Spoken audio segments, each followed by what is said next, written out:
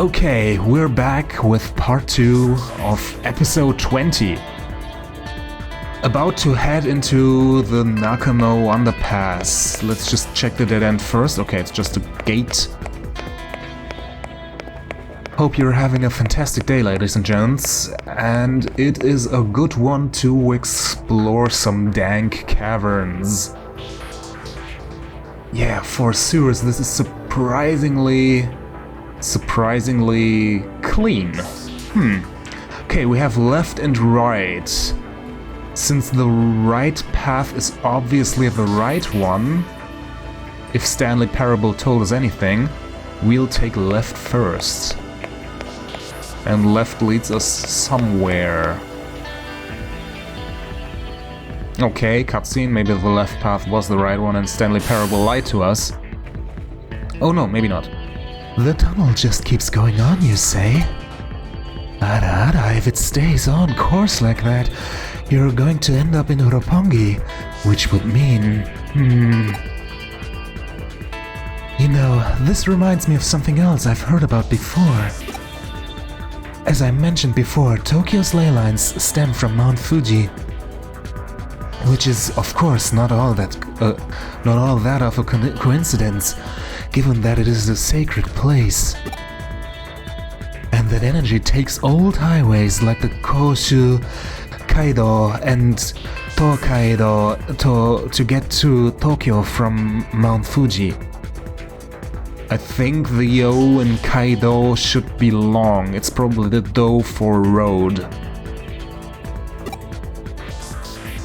That energy joins up with the underground waterways going along the highways that carry Mount Fuji's snow melt to Tokyo, flowing into the city together. Wow, not just occultism, now we also get geography and ecology. Damn, Kyoko, you are one learned, classy lady. Caught myself there.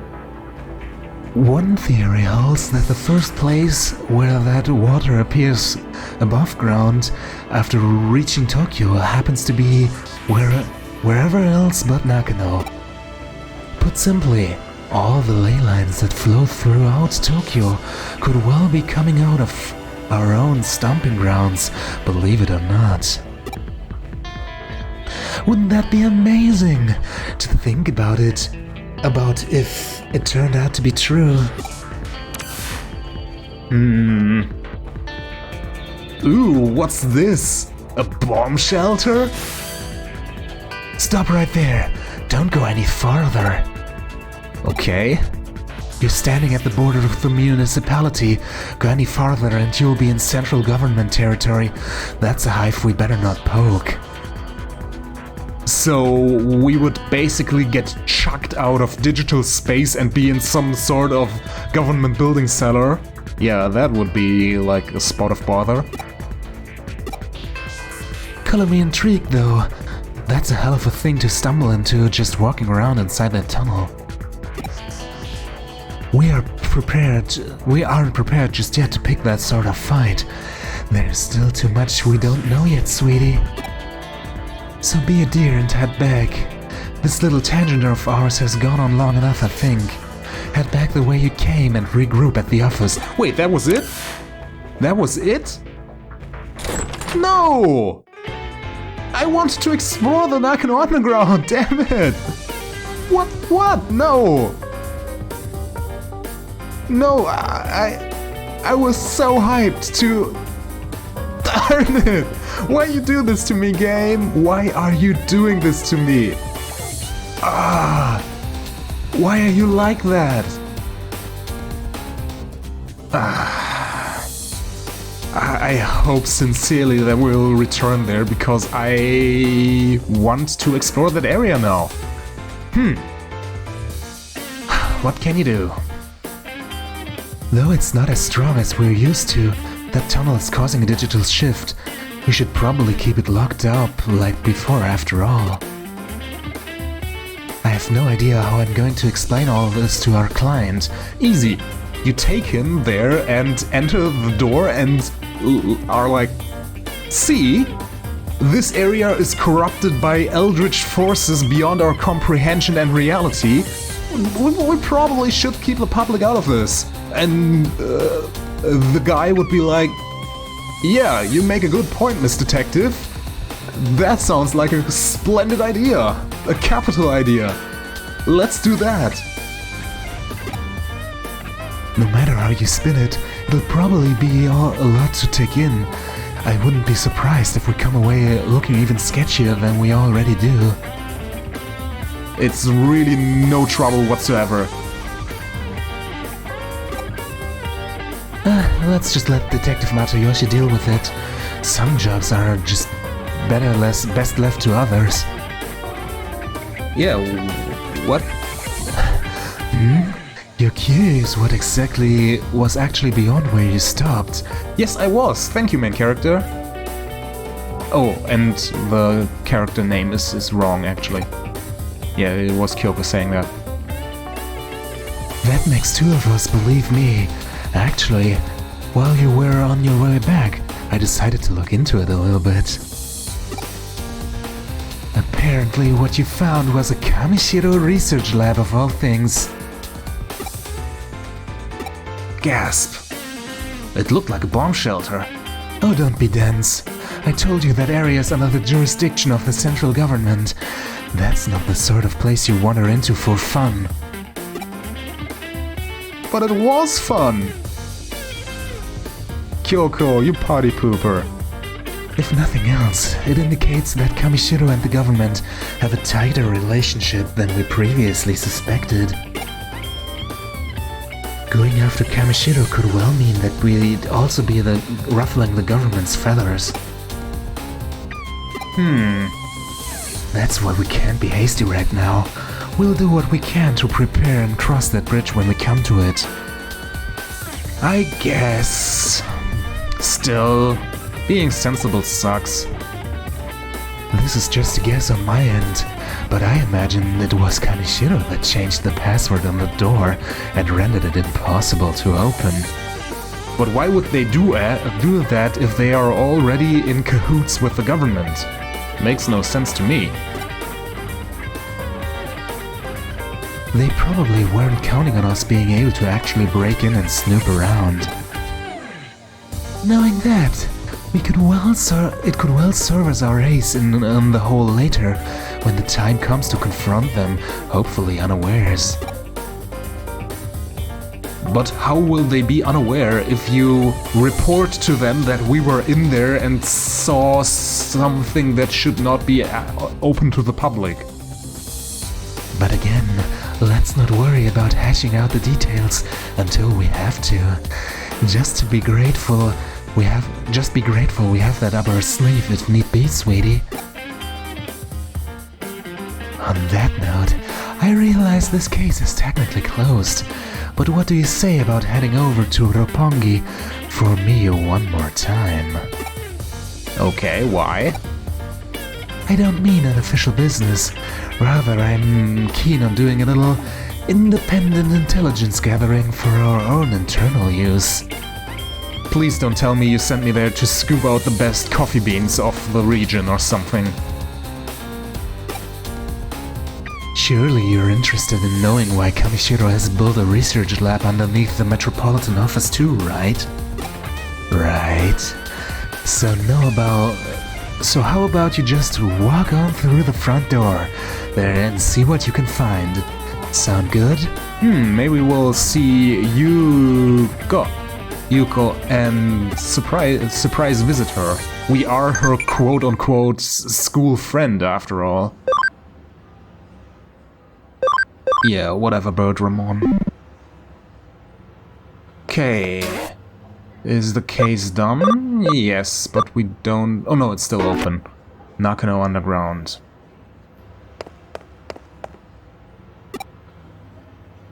Okay, in that case... let's head over to Roppongi. Should also be a new area, if I'm not mistaken. Yeah, we can go to the Tokyo Metropolitan Office now. Wow, these areas are filling up fast. Kinda want to return to Nakano Underpass for just a bit and look what's on the right-hand side. See you in a bit. We cannot. It doesn't let us into that area anymore. Oh, it's this one. It's like the mayor's office of Tokyo. I have been here before. I mean in real life, not in game. Earnest civil servant. Oh, are you here for a tour of the lobby? Please come on in. Yes, I am. You must be confused. Let me explain. Construction on this metropolitan office isn't entirely complete as of yet. Well, it was at one point. That is, until a major firm came in and it was decided that the upper floors merited additional construction. As such, while that's going on, the lobby here remains free and open to the public to visit.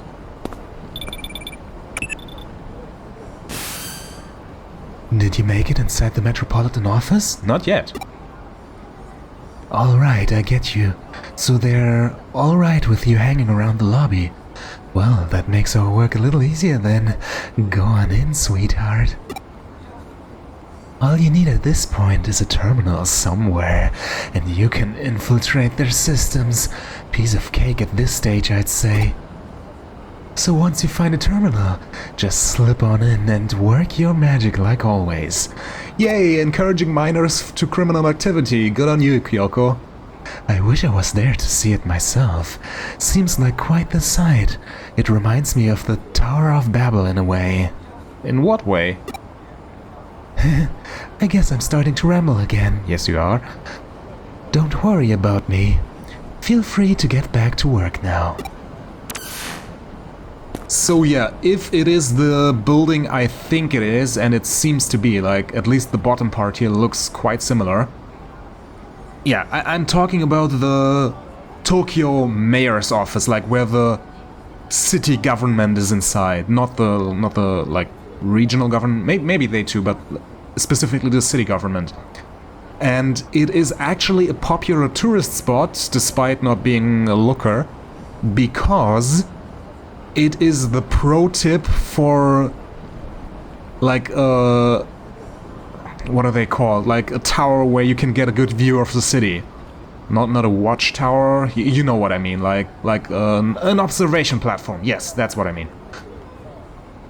Yeah, because you can actually take the elevator free of charge to the observation deck and, yeah, get a good view of the city from pretty high up. It's comparable to Tokyo Tower in that way, and it is completely free of charge. The lines inside there are not long at all, so you can probably go in there and be up on the roof in like 15 minutes. And yeah, it's like this, the secret tip in every guidebook for Tokyo. And the only thing higher up is the Skytree, but you'll pay like 20 to 30 bucks for that in American currency, right? Yeah, I think that is it. Yeah, yeah, see over there on the far right hand side where it's like a little bit gray, that's where the elevators are. And there you can go up to the top. Gentle security guard. It's not complete yet, but in the meantime, all are invited to take advantage of the forums. Okay. Over there is our terminal, but as always, I'll talk to everyone first. Hello, little girl. Innocent girl. Yay, yay, it's so big! What's all this space for? It's for people to loiter around in. Little girl. Old man on break. A new city hall in Roppongi. Wouldn't have expected that in my wildest dreams. Seems like anything can happen with Kamishiro backing it. Not that I should expect any less from a company like that. Okay, he's a Kamishiro stan. Hello, oh, you look somewhat unique. I'll keep you for last. Or I'll talk to you immediately, since there seem to be no other people here. Okay, one MILF lady coming right up. Sharp-tongued woman, ooh, spicy. Are they ever going to fix that office? Must be those tax parasites again. Oh, that was it? Sad, I would have liked to talk to you more, you look quite attractive. Okay, there's a small digital shift happening here, teehee.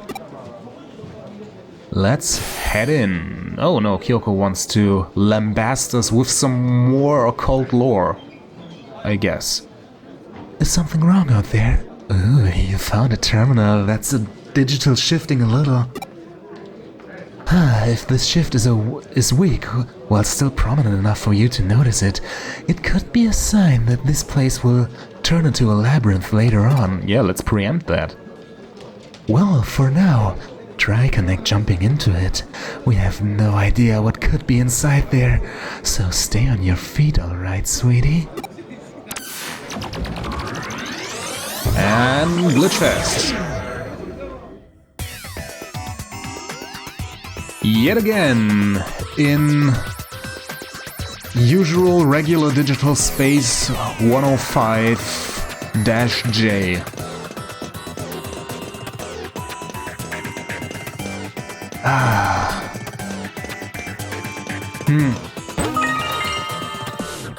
After this Digimon experience here, like, for the next Let's Play, I'm not quite sure if I'll do Hacker's Memory immediately afterwards, or if I'll, like, put a small Let's Play, like, in between. But I hope Hacker's Memories has some more variation in the dungeon design. Because both Kowloon and this, like, generic space have been so ubiquitous. Okay, new Digimon here. Let's just delete the other one first, so we can get a better look. Okay, Gomamon. Doesn't look like a spider from The Legend of Zelda. Gomamon. Like the markings on it kind of remind me of Gabumon a bit. Maybe it's a pre-evolution of that? But on the other hand, it has no yellow and no blue, so, But yeah, look, it even has like these two walrus fangs. Maybe. Oh, a bit more tanky than your insect compatriot, I see. But not tanky enough. Yeah, short launch, show him.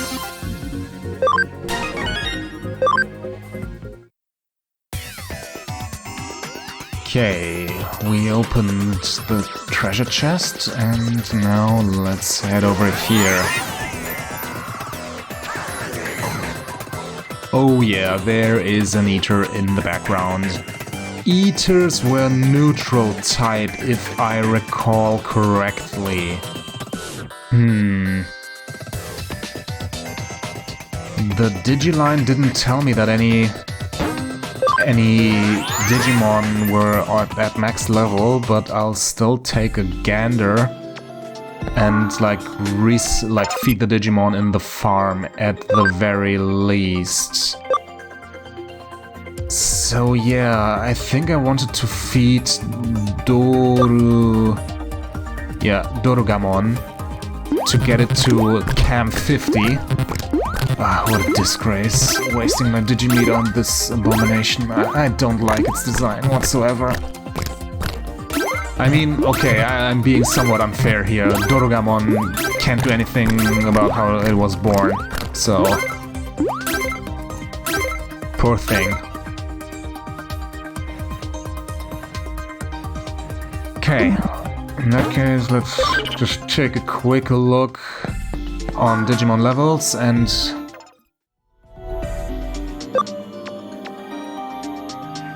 Damn it! I forgot Tokamon! I totally forgot Tokamon! No! I want my Patamon! Ah, that's a misstep! That really hurts. That really hurts. Oh well, nothing I can do about it now. Okay, what do I want for this one? Nah, let's just go in with our team. It doesn't even attack us.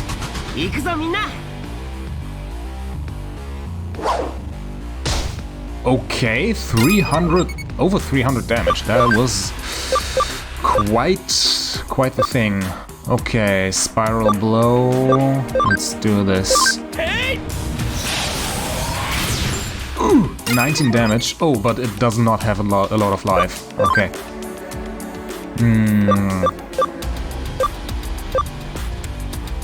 Confuses the target? No, let's just take more accuracy. Yeah. And Shoutmon? Maybe Shoutmon should... Well, yeah, like put an HP capsule on Cubimon. Seems like a good idea. Oh yeah! Definitely a good idea. Okay. Shoutmon... No, I don't know where the Digimon is placed in case I change it out, so I was thinking about using Shoutmon's turn to change out Cubimon, but on the other hand, I can just use Cubimon itself. Okay, we need a tank, so Woodmon would be appreciated.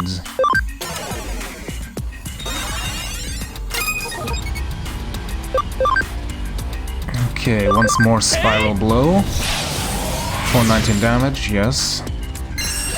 Kind of pathetic. Ripping Net and miss, nice. Okay, let's Crescent leave it up. 16 damage, also not respectable whatsoever. Let's try the Sonic Void. Maybe it'll be better. A little bit. Okay, Shoutmon, just... Oh, maybe we can use Shock? No, it deals less damage and has less accuracy. Just for a chance to shock it. Oh no, data's converging, that's a buff? I don't know, I don't remember if, like, the Eater does a mega attack in a second now.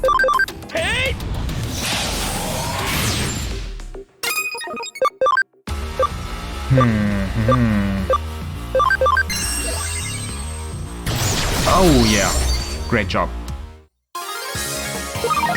Yay, Woodmon does a little happy dance.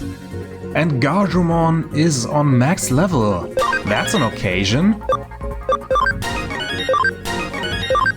Sorry for going through the thingies here a little bit slower. I am not confident in missing out on skills once again, so... So you found an Eater inside after all. But you couldn't find any other evidence of note. Hey, Ara, you're not seeing the forest for the trees here, Hecto. The fact that there was an Eater inside the terminal at all is big evidence in and of itself. Regardless, let's call it a day here. Get on back to the office now.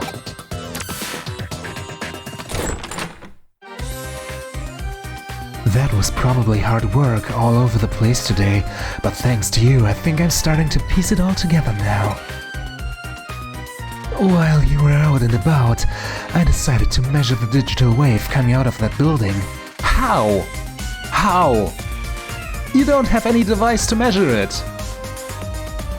Damn, like at this point Kyoko is being a little bit suspicious here, if I'm being honest. Like, she knows way more than she, by all means, should. She has techniques and technology at her disposal that she should by no means have. Yeah, you're sus, young lady. And I found out that the Metropolitan Office is in itself one big digital wave force field. Okay, seems counterproductive. From what I can tell, energy is flowing straight into the Metropolitan office via the ley lines inside Nakano Underpass. So that underground lab Kamishiro has beneath the building is probably controlling the energy flow.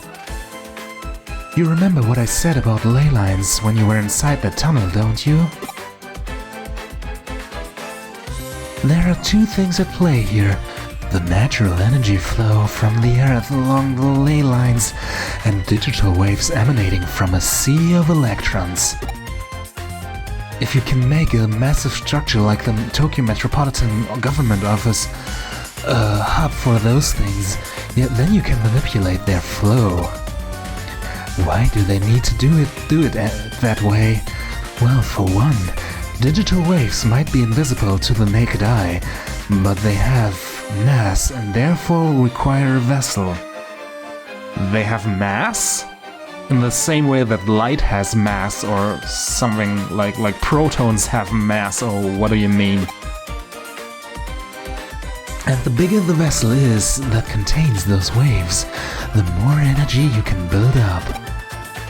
It probably also explains the new construction going on, as more space would mean that much more energy Kamishiro could stockpile? Oh, that is a murked up sentence.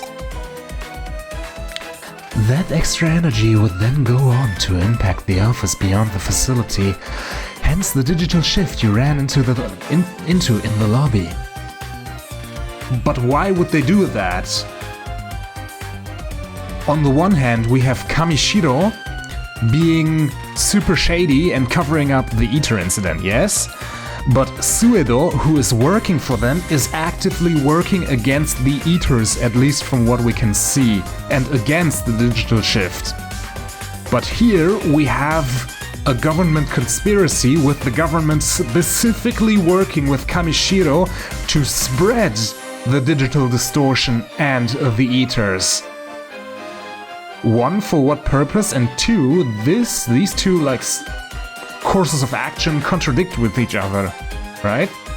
And you would think that Kamishiro, being shady as is, would have a legitimate interest in not propagating something that by all means could run the risk of exposing all their schemes by people just asking, wait, why does Eden Syndrome suddenly ramp up? Should we shut down Eden because Eden Syndrome is destroying our civilization? If they spread the digital space and the Eaters, that's what's going to happen, right? But I'm rambling, sorry. And with any good digital shift comes an Eater, of course. Honestly, it wouldn't surprise me if that place goes labyrinthine eventually. But we don't have to be concerned about that threat anymore now that you've cleaned the joint up. On the other hand, it's worrying in its own way that things resolve so cleanly this time. The fact that digital waves can be concentrated in such small quantities as to attract individual Eaters and produce a micro-labyrinth is scary. If you hadn't been there, it might well not have been caught until much later. The whole thing doesn't sit well with me at all. This case has taught us that there's technology that can mostly suppress large amounts of digital waves, as they are built up and placed wherever. The deliberate and calculated nature of it all indicates that somebody's got big plans in the works, suffice it to say. This of course calls for more investigating. We need to figure out how long this has been going on. Just what exactly is it for? Let's keep our eyes peeled as we move forward, sweetheart. We're onto something here, I know it. Investigation of Nakano Underground complete. Report back to the detective agency. So yeah, I think this is a good place to end the episode, but before we do that, and before we hand in the quest and start the whole cycle of story quests over again, I'll go to the Digilab. Because what better way to close off this episode by taking a gander at Gardromon's Digivolutions. Okay, so what do we have here? This one looks a bit like a Leomon, right? And over here... we have none that require cam and ABI. So I'm a bit stumped. But this one seems to be the natural way of things, since it keeps its typing and